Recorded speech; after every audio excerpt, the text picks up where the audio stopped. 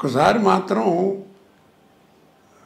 పర్లేదు అనుకుంటాను చెప్పండి, అన్ని ఓపెన్ అయిపోతున్నాయి ఇవాళ రేపు. నువ్వు ఏం పర్లేదు ఏముంటుంది, ప్రతిదీ మాట్లాడుతున్నారు బయటకు వచ్చి.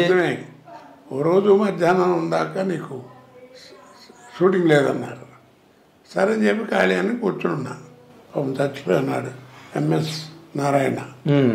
ఏంటి అన్నగారు మధ్యాహ్నం ఎప్పుడో షూటింగ్ ఏది ఖాళీ లేదు అంటారంటే రెండు అన్నంటే సరే అని చెప్పి ఇద్దరం కలిసి కాసేపు మందేసి అనుకోకుండా కవర్ చేశారు షూటింగ్కి. చిరంజీవి గారు క్యాకులు ఇచ్చాడు. బుద్ధి లేదు వెళ్ళండి, ఇంత క్యారియర్ ఉన్నవాడు నీకు పాలు పుడతాయి రావడం ఏంటని ఇట్లా. మరి నిజమే కదా, తప్పు కదా. ఏ సినిమా అండి అది? జ్ఞాపకం లేదు నాకు. చిరంజీవి గారి కాంబినేషన్ ఆ సినిమా కాదనుకుంటాను. బట్ ఆయనకి తెలిసి కేకలేసారా మీ మీద? కేకలేసారు అనుకుంటా. అట్లాంటిది అది మొత్తానికి ఆయన కేకలేయడం జరిగింది. అంటే మంచిగా అదేలేండి, మంచి ఆర్టిస్ట్ నువ్వు, కెరీర్ పాడవుతుంది, బడి ఏంటిది 10 మంది చెప్పుకుంటే ఎంత అసహ్యంగా ఉంటుంది అని కేకలేసాడు. అదే మీ అభివృద్ధిని ఆశించి చెప్పిన అంటే మొదటి నుంచి బాగా. మీకు చిరంజీవి గారితో అటాచ్మెంట్ ఎక్కువ అండి? అటాచ్మెంట్ నేను ఎవరి వాళ్ళకి వెళ్ళనండి. నా దగ్గర ఫోన్ నెంబర్లు కూడా లేవు. ఏదన్నా ఫంక్షన్స్ ఎవరన్నా వాళ్ళు పిలిస్తే మనం వెళ్ళటం, లేకపోతే నాకు ఏదన్నా ఫంక్షన్ ఏదైనా ఉంటే పిలవడానికి వెళ్ళడం అంతే తప్ప నేను అసలు ఎవరి దగ్గరికి వెళ్ళను. కాదు చిరంజీవి గారితో ఏంటంటే ప్రాణం ఖరీదు ఫస్ట్ పిక్చరు. నేను కెమెరా ముందు నుంచింది ఫస్ట్ ప్రాణం ఖరీదు. నేను వాసు గారు డైరెక్టర్. అవును, కే వాసు డైరెక్టర్. మనం పోయారు కదా. అవునండి. ఆయన ఆ సినిమాలో చిరంజీవి గారు కూడా యాక్ట్ చేశారు. అవును, తెలియదు, నేను ఎవరో తెలియదు, ఆయన ఎవరో నాకు అంతవరకు తెలియదు. రాజమండ్రిలో అప్సరా హోటల్ దగ్గర ఉంటే ఒక రోజు సాయంకాలం పూట 7 గంటల వేళ ఒక టేప్ రికార్డులు కదా, అప్పుడు మ్యూజిక్ వినపడి ఇది చేస్తుంది ఏంటని చెప్పి వెళ్ళి చూసా.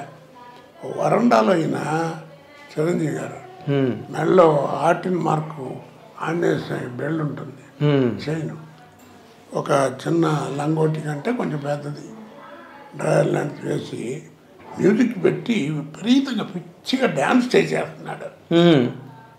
ఇంటర్ బాబు ఇది అనుకున్నా. అప్పుడు చూసా ఆయన్ని మొట్టమొదటిసారి చూసింది అది. అంటే ఎంత శ్రమ పడాలి ఆర్టిస్ట్ అంటే, సినిమాల్లో ఎంత పడతారని తెలిసి వచ్చింది నాకు.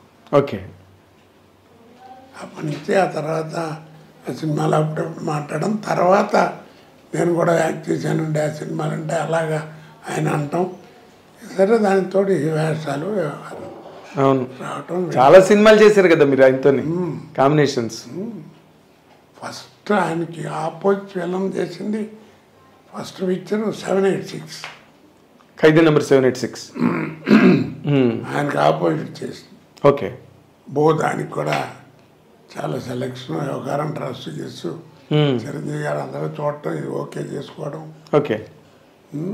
అంటే దానికి ఇంకొకరిని ఎవరినైనా అనుకుని మీరు వచ్చారా లేకపోతే ఆ విషయాలు నాకేం తెలియదు. ఓకే.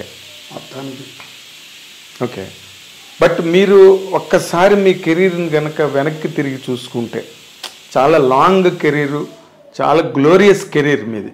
అంటే కోట లేనిదే సినిమాని ప్లాన్ చేసుకోలేదు ఎవరు, నాకు తెలిసి ఆ విషయం. శత్రువు సినిమా మీకు చాలా పెద్ద బ్రేక్ కోడి రామకృష్ణ గారి ద్వారా. శత్రువు క్యారెక్టర్ ఆఫ్ ది డికేడ్ అది బయటకు చూసేది కూడా వచ్చేసింది. బయట కూడా మాట్లాడుకోవడమే ఆ కేక. అవును. ఇప్పుడు ఏదైనా కార్డ్స్ ఆడేవాళ్ళు ఉన్నారనుకోండి, పేక మొక్కేయలేదు, తొందరగా మొక్కారా బాబు చంపేస్తాడండి వీడు, ఇలాగా ఒరిజినల్ గా మాట్లాడేది. ఈ హోటల్లో జలపాతాలు ఎవడు పెట్టాడు రా బాబు అని, ఇలాగా ఈ ఫోన్ ఎవడు కనిపెట్టాడు రా బాబు అని, దాన్ని అలా అది మామూలు జనజీవితంలోకి వచ్చేసింది ఆ మాట, వచ్చేసిందండి.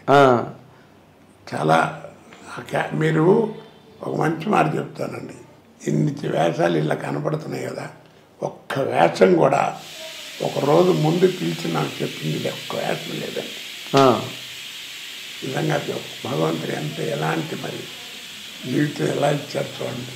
ఒక్క వేషం ఒక 2 గంట ఎంత వెళ్ళటం, పక్కన కూర్చోటి అనుకుంటున్నాం, కోటగారు మీకు కూడా ఏమైనా బ్రెయిన్లో ఏదైనా ఉంటే చెప్పండి, బాగుంటే పెట్టేద్దాం, ఇరికిద్దామని ఇంప్రవైజేషన్ చేసుకోవడం తప్ప వెళ్ళిపోవడం.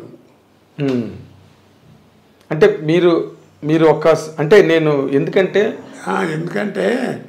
ఇంకో ఎంత చెప్తాను నేను, కొన్ని సినిమాలు పేర్లు చెప్పకూడదు, పైవాడి డైలాగు కిందవాడి డైలాగు ఉండేది, మధ్యలో కోట లేదా క్యారెక్టర్ పేరు ఉండేది కదా, కోట చూసుకుంటాడని రాసేవారు.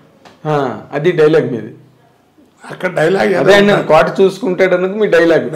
మీరు వచ్చి ఫిల్ చేసుకోవాలి, దాన్ని చేసుకోవాలి, ఫిల్ అప్ ది బ్యాంక్స్.